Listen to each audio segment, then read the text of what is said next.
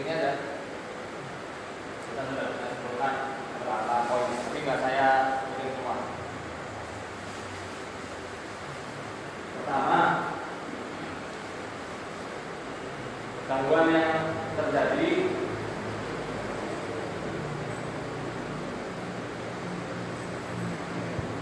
apa? Bapak pernah ikut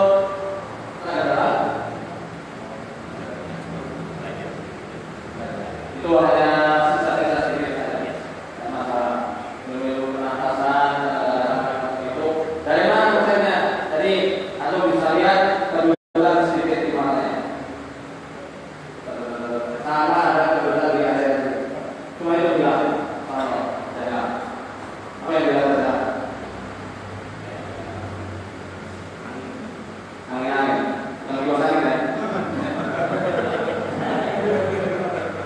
Rasanya seperti aneh, mudah. Jadi cara logika kita simpel. Cara logika kita simpel. Sebenarnya tidak perlu sampai kesurupan. Kecuali kalau kesurupan, kalau kesurupan dan cuma kalau kesurupan itu nggak berat, susah untuk mengendalikan diri. Tapi kalau seperti kalau saya namanya, ya, saya seperti Pak Ari lebih kuat. Jadi konsepnya tidak perlu membuat orang kesurupan, nanti malah kasihan orangnya, ya kan? Cukup seperti itu aja, ketahuan. Baru nanti kita kasih obat-obatannya. Untuk Bapak nanti ada obat-obatan tertentu. Terutama obat najwa, kayak pagi itu bisa obat najwa nanti di blender, campur 1 sendok teh minyak zaitun, terus setengah sendok teh minyak habatus sauda. Terus setengah itu jumlah daun bidara cukup sampai halus banget. Kemudian setengah sendok teh jahe merah dan lain-lainnya. Karena yang semacam ini biasanya tubuh dibuat berat, terutama sakit kantuk. Betul.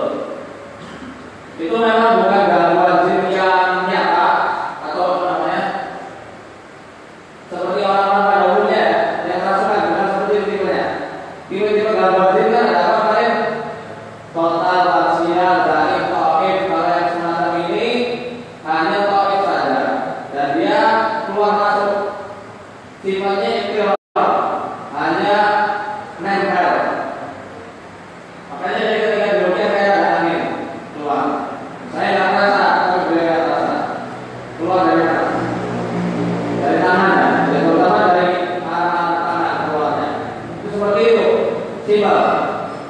Keluarnya jin dan mesti lewat muntahan, ini yang harus diperhatikan. Saya buat sini ya. Cek.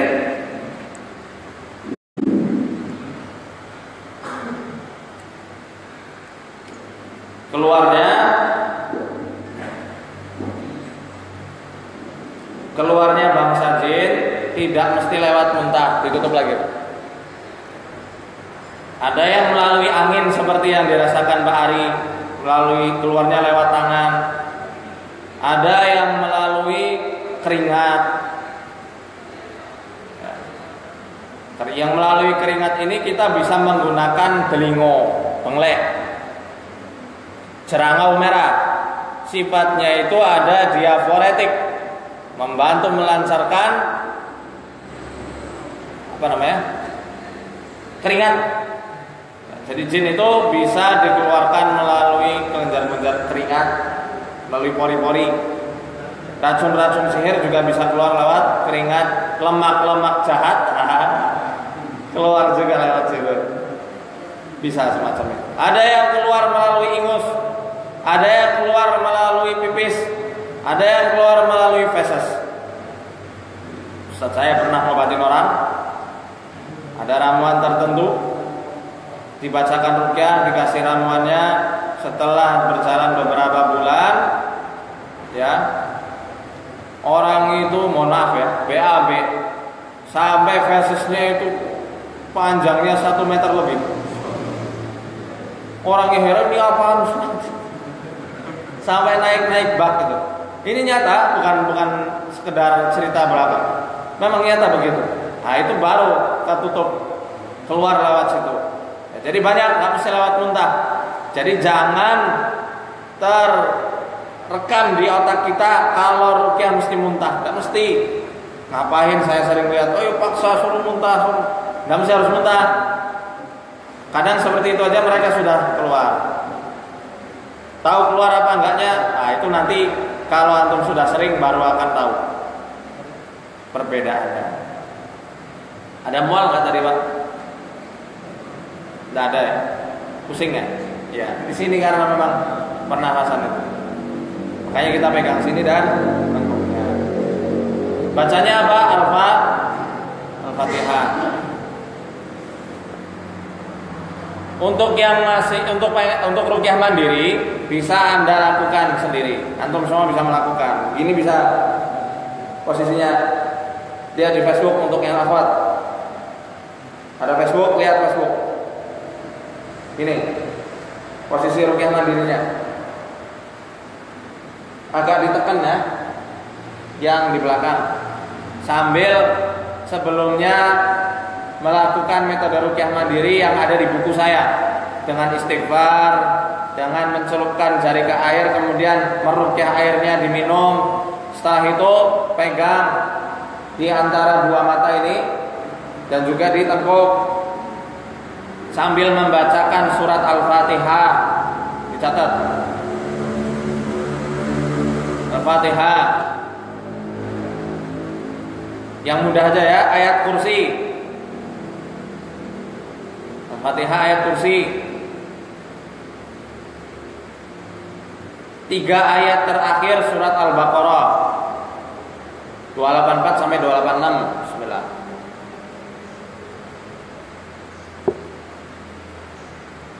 Dah.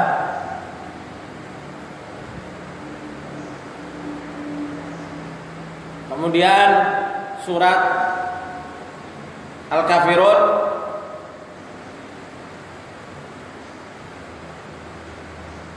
Al-Ikhlas, Al-Falaq, An-Nas. Al-Kafirun, Al-Ikhlas, Al-Falaq, An-Nas. Coba ulangi Al-Fatihah terus. Ya, terus. Kalau ruqyah mandiri usahakan keluarnya lewat muntahan. Kalau bisa, keluarnya lewat muntahan. Walaupun tidak mesti lewat muntah keluarnya, tapi usahakan doa sama Allah supaya Allah keluarkan penyakit-penyakitnya lewat muntahan. Mau nyoba? Gak ada kerasa ya, kapan-kapan aja. Minggu depan semoga bisa kita praktekkan.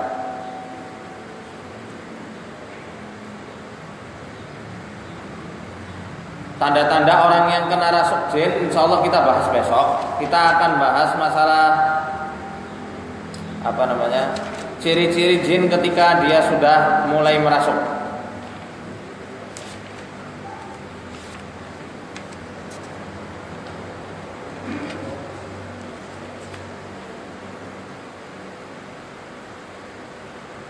Pertama, taghmidul ainain atau syukhusuhuma.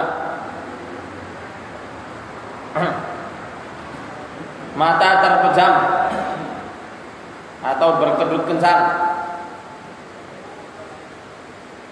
Wa tarful ainaini tarfan syadidan, berkedip-kedip secara cepat kayak gini. Gitu ya, kayak kelilipan, kayak orang kelilipan. Ya, kayak orang kelilipan.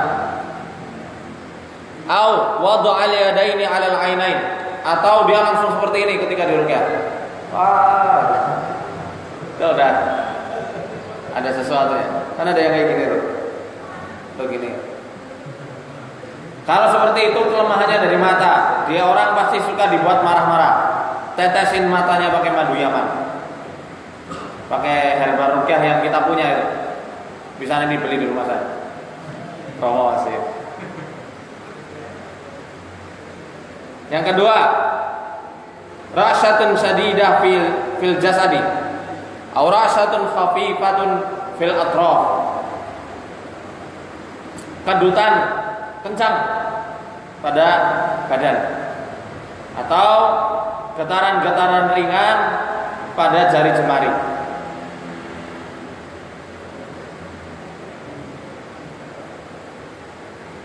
Syiah wa surah, tiba-tiba langsung berteriak-teriak. At-tasrih bismihi, dia langsung mengucapkan nama selain nama si orangnya. Misal namanya Ali, tiba-tiba dia nyebutnya Jumintan. Nah itu bukan, itu sudah apa namanya, siri ya. Siri dia itu sudah kena ganggu jin. Intifadatun syadidah, ini ada yang kelewatan. Memberontak secara brutal. Nah, kalau sudah seperti itu dia sudah ada jinnya, nggak perlu kita cek lagi ada atau tidak. Sebenarnya ngecek jin dengan cara yang ringan, mudah dan cepat itu ada beberapa. Kalau saya Wahid menyuruh kita melihat pada mata dan area sini ya, dengan dipegang. Kalau ada kendutan hebat berarti ada jinnya. Kita lihat juga tangannya. Kalau tangannya seperti ini atau sudah mulai begini, itu sudah ada sesuatu yang nggak beres di dalam tubuhnya. Atau kakinya agak kaku, itu juga ada sesuatu yang tidak beres. Kalau kaki bagi wanita itu menunjukkan organ yang diganggu, area rahim. Lihat tayangan kemarin, ada yang lihat? Itu kombinasi. Pokoknya kalau tangan-tangan yang bergerak ke sana kemari, gangguannya ada di area perut dan tubuh sering dibuat panas. Nanti antum ruqyah di area sini, rusuk. Kalau wanita ya jangan. Kalau wanita suruh mahramnya mereka. Tapi kalau laki-laki area situnya. Kalau dingin, ulu hatinya pegang. Gak usah ditekan, sakit ulu hati ditekan. Mau kena sedikit aja langsung enak. Kenapa ulu hati? Ini kan tempat sirkulasi darah, keluar masuknya. Kalau dia ngerasa greges dingin, pegang situnya. Kalau takut, pegang pinggangnya. Dia ada di area situ. Kemudian tarik ke arah tangguk, tepok, tapi jangan pak, keluar. Itu darbun khafif, pukulan pelan atau tepuk-tepukan. Seperti itu ya. Ini diantara cara-cara praktek. Gak saya sebutkan semua pada pertemuan kali ini, enak banget. Nanti kalau saya sebutkan semua pertemuan besok kabar datang. Kita lanjut pada pertemuan minggu depan. Ya, semoga apa yang kita pelajari pada hari ini Allah berkahi. Allah berikan kita ilmu yang manfaat, yang berkah, supaya dapat pahala jariah, pahala ilmu manfaat untuk diri kita sendiri dan untuk guru-guru kita semua. Kita doakan juga ayahanda tercinta Syekh Musa Sungkar hafizahullah, Syekh Arif Rahman Hakim rahimahullah taala. Allah berikan, Allah curahkan rahmatnya seluas-luasnya, amin amin ya rabbal alamin. Sebelum kita tutup, ada yang mau tanya jawab, silahkan saya buka. Silakan Pak. Pak siapa? Sebagai mik dari Bandung ya? Iya.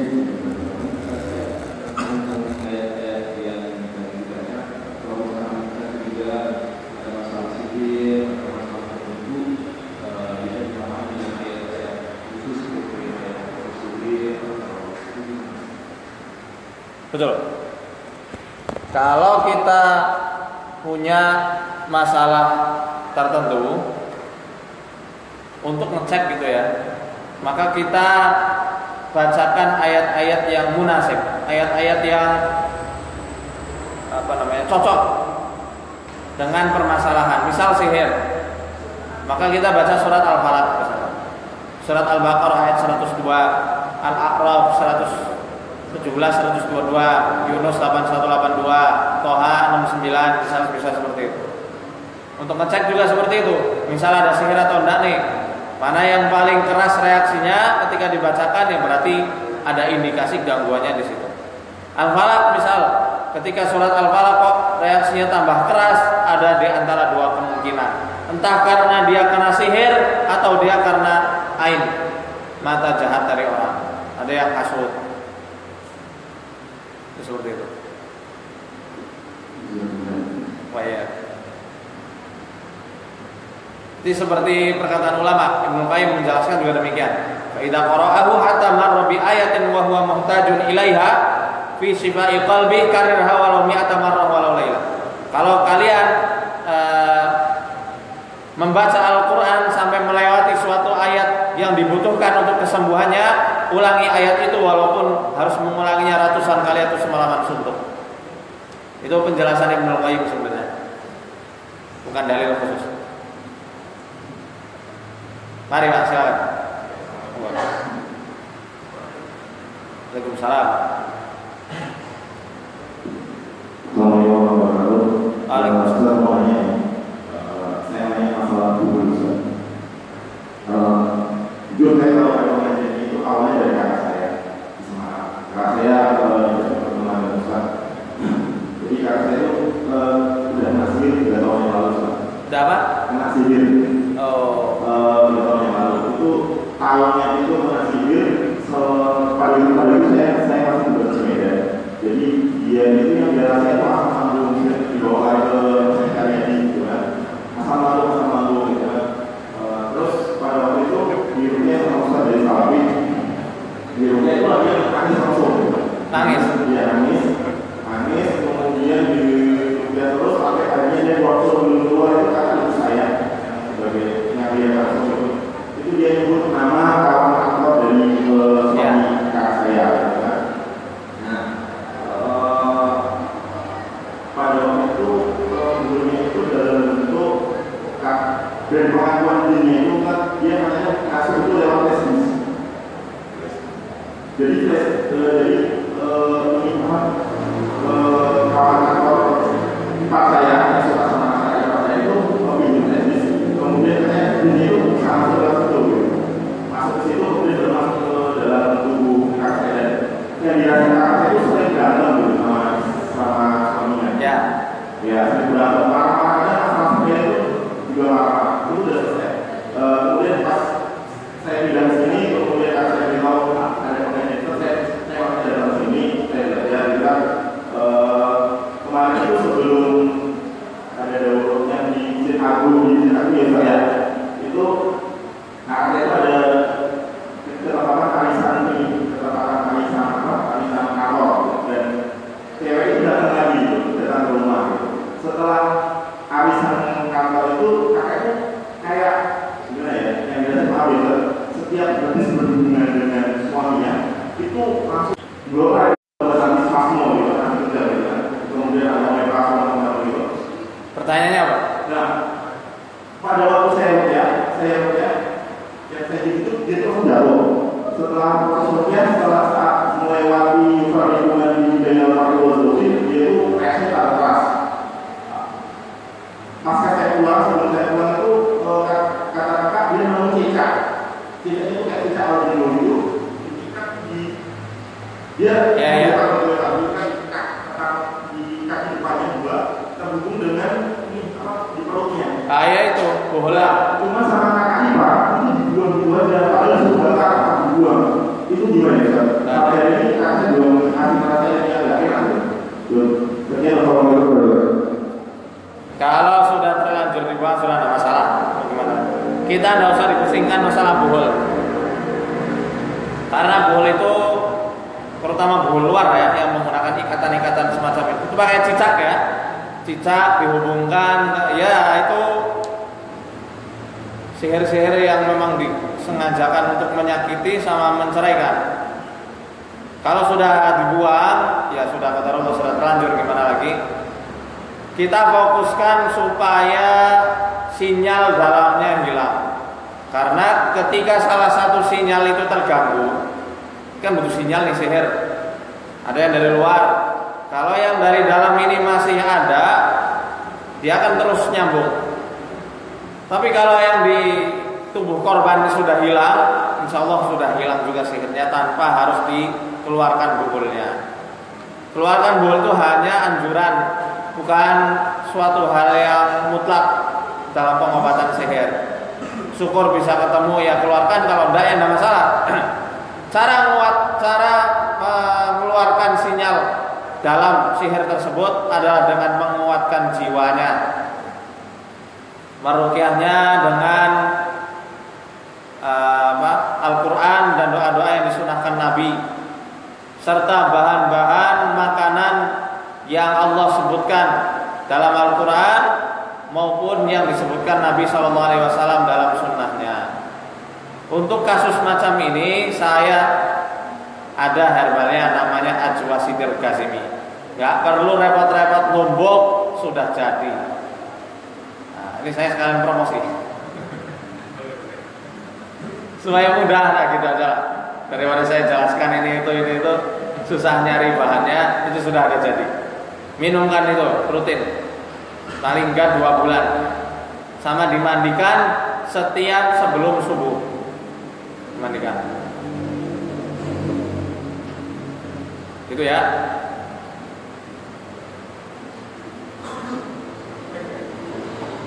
Rumus penting yang diajarkan Al-Hafidz Ibnu Hajar Al-Asqalani.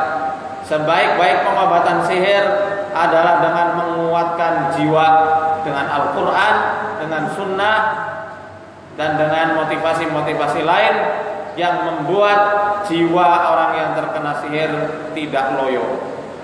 Setan akan merasuk pada orang yang mempunyai jiwa lemah.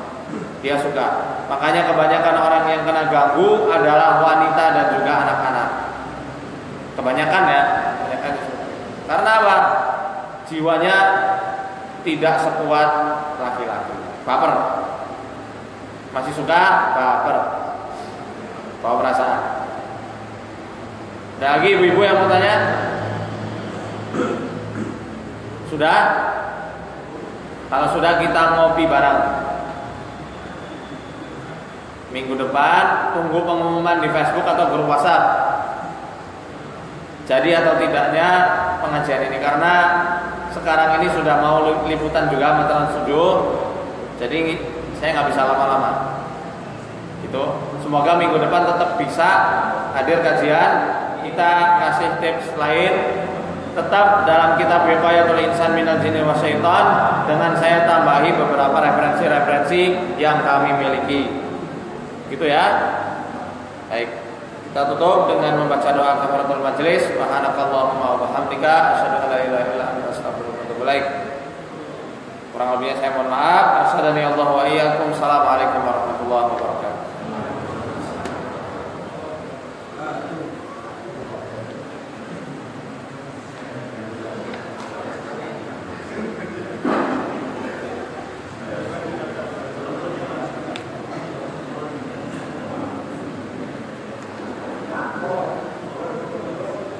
WhatsApp bisa Anda ikuti kalau sudah sering ikut kajian di Masjid Salahuddin. Itu khusus untuk pemberitahuan rutin kapan kajian yang akan dilaksanakan.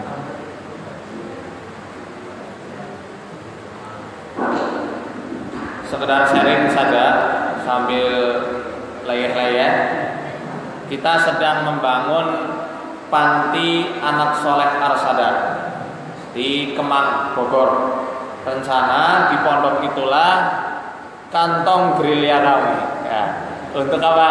Untuk melawan narkoba di Nusantara. Jadi tempat itulah yang nanti akan kami gunakan untuk menterapi orang-orang yang kena candu narkoba. atas bimbingan Ustadz kami, Ustadz Musa Sungkar hafizahullah ta'ala. Ya, insyaallah kami nanti akan ditugaskan untuk mengurusi pondok tersebut dan diamanahkan pondok ini untuk umat, bukan milik Arsada, tapi milik umat untuk umat. Jadi orang-orang yang kena gangguan sihir, orang-orang sihir yang parah itu bisa dikarantina di pondok anak soleh tersebut. Pasya namanya, pondok anak soleh Arsada. Jadi kalau ada bapak ibu yang berkenan untuk infak, ikut berjihad membantu dalam pembangunan pondok tersebut, nanti bisa hubungi saya. Insyaallah proposal akan menyusul di kemudian hari.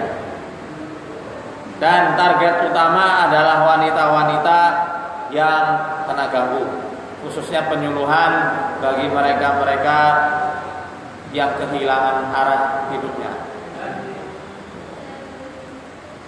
Baik, silakan, kopi sudah melambai-lambai. Kita salat suruh dulu. Monggo.